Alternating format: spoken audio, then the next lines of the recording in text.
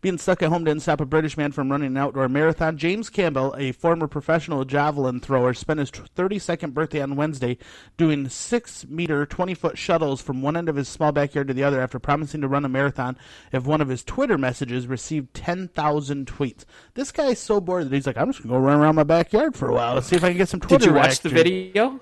No, I didn't. This is the best story of the day. Did you watch the video? I didn't. Yeah, so his backyard is truly the size of a shoebox. If you watch him, he gets 6 strides in, and that's it. And they're just like jog strides. Then he goes down to this little line, and he turns around, and he comes back. So his backyard can't be more than, 20 feet by, it looks like it's a big treadmill, to be honest with you. It's got bushes and stuff. It's exactly 20 feet, they said. So in order for him to actually traverse the 26.2 miles, he needs to do that 7,000 times. Wow. To get his marathon. And the video shows a guy there. It's being shot from a guy that's holding the camera and has his hand out with the clicker. So that guy's thumb has got to get pretty tight. He's like, click, click. Wow. 7,000 times he has to run back and forth in his yard. You'd be pissed because he's going to mess up the yard. There's going to be a trench. Oh, yeah, he'll make a trail. It wasn't very wide. I mean, I'm pretty sure he could reach his arms out and hit both fences. I forgot where it was, in the UK or something. I mean, where it's the smallest backyard that I have a small backyard. This sucker's small. They said 20 feet. That's how far it was. Yeah. But yeah, by the it's time pretty he entertaining. I watched completed the marathon in just over 5 hours, he'd raised more than $22,000 for Britain's National Health Service to help battle the coronavirus pandemic.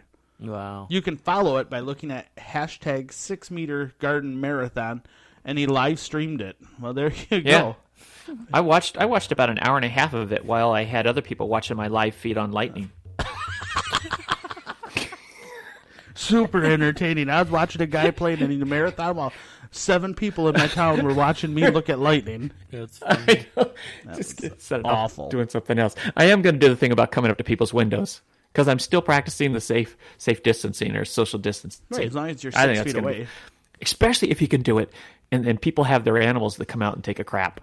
So you sit and you just wait, and then you start Facebook Living their animal coming out and taking a crap. Do you ever look in people's windows when it's dark outside and they got their windows open and the lights on? Do you ever look in there? Not in the last 2 days. From what distance? Like the road? I think once you get past the road, it's kind of illegal. So I've heard. No one told me that.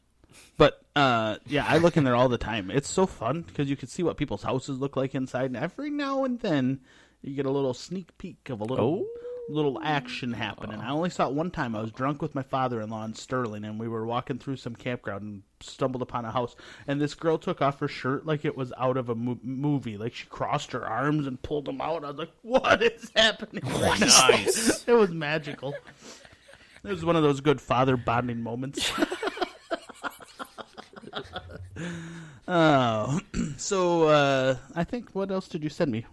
Let me see here. I don't think I sent you anything else. Yeah, you did. Oh, there's a video on the thunderstorm last night. We're not going to talk about that. Yep, that's it. All right. It cracked me up. My wife was getting text messages from family and friends that were about as far as like the hail as it was proceeding across the state, and it's golf ball size here, and it's dime size here, and it's tennis ball size here. Like, tennis ball size hail. That's not hail. Right. Those are comets. Yeah. That's right? Right. I don't know if we got hail here. We did for like a minute, I think. Oh, really? Nothing terrible. Yeah, it didn't really like affect me. Doyle just kept asking if we were getting a tornado. Like, is there a tornado coming? But oh, no, we're fine. So all you hear is... Yeah. The weather here is like nothing I ever experienced in California, ever. I remember I hadn't been living here for very long, and I was trying to sleep, and the lights outside, it was in like August, lights outside kept going on and off, and I'm like, what the hell is that? And I go outside, and it's heat lightning. I'm like, what kind of stupid thing is this? And it's just truly, it's just like somebody's flipping a switch, coming off. And my wife had to explain to me that this is heat lightning. And then the following summer, it's like, 60, 70 degrees, and all of a sudden, you get hail coming. And you feel like it's got to be the end of the world. That makes no sense to me whatsoever. And it's hail that is bouncing off the roofs, and it's, I don't know. The weather here is really crazy. Nothing like I'd ever seen. What actually brought you here? Women? My wife is from here. Yeah, my wife is from here. Oh, okay. And we met out in California. Wow. What a nice story. Yeah, well, it's one of the things too where the school that I went to, the high school that I went to had metal detectors. Where I was living, it's just you spend so much time sitting on the freeways. It just didn't seem like if we were going to have a life together that it was a place to raise a family. When I came back here, plus we were paying $1,200 at the time, $1,200 for a tiny little condo as far as renting. Right. And when I came back here to meet her family for the first time, and one of the family friends said, I'll take you out and we'll go on a beer run or whatever it was. And he's going, yeah, that house there, it's $47,000, and that one there is $63,000. I'm like, what?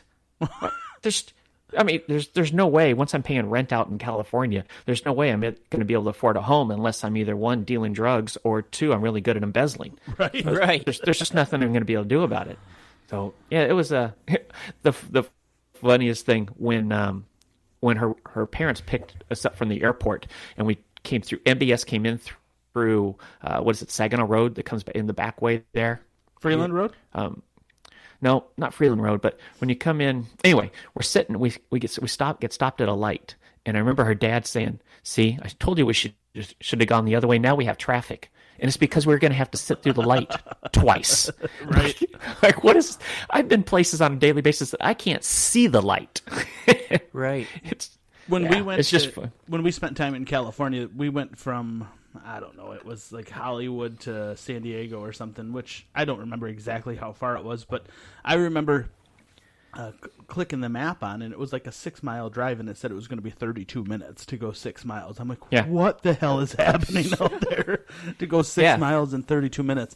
And, it wasn't until then that I realized that Michigan and us flatlanders, I guess, are really the only people who say, like, how far is the Mackinac Bridge? Right? Like, I'll ask you that. How far is the Mackinac Bridge? Yeah, because you're talking in miles. Right. It's always hours. Like, the Mackinac Bridge is about an hour and 45 minutes away or 2 hours away. I don't know how many miles the Mackinac Bridge is, but when you get outside of Michigan, people know how many miles it is. Like, they'll just tell you, it's 132. It's 100 miles away. Yeah. I don't know how many miles away it is. Well, because it's more depressing. I worked, I think it was only 8 or 9 miles from my house, and I had to take the freeway in the morning, and it would be a 40-minute commute. That's crazy. So that's why you're talking in miles, so that it doesn't sound like you're wasting so much time sitting on concrete or asphalt. Yeah, it's a lot. Once you figure out how much time you're wasting, and now I have absolutely zero tolerance for it whatsoever. Right. I mean, when I go back, I can't even get up to the driving skills. It's been 25 years since I moved here. Even around here, like, I like to take the back ways. Like, instead of going down Wilder or Euclid, you take Henry, or you take 3 Mile or something like that. Too much for you to handle there, buddy? Yeah, can't handle Wilder Road at 1 in the afternoon? I hate stopping at all those stoplights. Yeah. Friggin' weirdos out there loving Euclid. I grew up in the suburbs of Detroit. Well, didn't grow up. I lived there for 5 years, but the suburbs of Detroit, and we moved back here right before I was 16, so I was riding my Honda Spree. I'm sure John kind of remembers them. And I had to learn how to drive that thing in Sterling Heights. Yeah. Yeah. Were you okay? It's nuts. Oh, yeah, driving down 16, trying to cross 16-mile road at 4:30 in the afternoon. People go 55, 60 miles an hour, and I'm trying to get over to the third lane at 30 miles an hour. Oh, yeah, it was... Was 8 miles such a big deal back then, even before Eminem? Like 8 Mile? Oh, yeah. Yeah, it was. Well, Woodward's always been a big deal because of the car cruise, but anywhere past, like, I can tell you right now, anything past, like, 9 Mile, you were getting into the kind of crazy part. 10, 11, 12, 13, that's Royal Oak. That was, like, older looking, but very, very big, modern, rich, like, wealthy people, but they were old homes. Like Center Avenue. But when you get 8 Mile, Sussex Street, might have bought my weed there back when I was a kid. But, I'm just kidding. But, yeah, anything past 8 Mile, Well, yeah, I mean, he was down there growing up same time I was living there. Right. You guys could have rap battled together, and you didn't even know. Yeah, could have. He was eating M&Ms. Yeah, I was eating M&Ms. I was eating M&Ms. You know this show is going nowhere when our only live studio audience member just left. Thanks, Heather. She's like, I've had enough of this shit. I'm going upstairs. This is just... Yeah. I got to start the dishwasher. I'm going back upstairs to watch Let's Make a Deal. I'm done with this. Okay, the dog even fell asleep. Yeah, he doesn't care.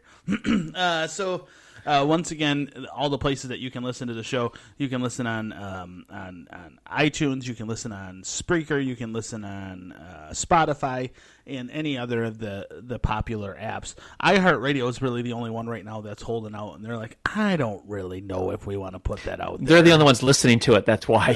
Probably. Screening content. As we continue this thing, we continue to remind you that this is just a conversation amongst three people who barely classify themselves as friends, but just need something to do every morning and hang out. And what did you say it was? A shoot the shit session? Yeah, shoot bullshit session. So that's Can I what say it is. that? You got anything else, John? No. No, I don't. No, I've got more important things to do today. You got a comic strip to write sometime in the next I 12 do. hours. I have that I wrote that on my list. I got to try and dabble in that a little bit. Well, gentlemen, you got anything else, Sean? No, I got a few more items to move out, Yep. and then I'm all done. And that's it. Yeah, that's it. Yeah, I'm going to grab some sunshine and It is going to... Oh, we didn't get to your weather forecast today. It's It is. sunny out. It is currently daylight outside, Yeah. Perfect. and that is all. That is all. Have a great day, folks. Thanks for listening. Take care, man. Bye.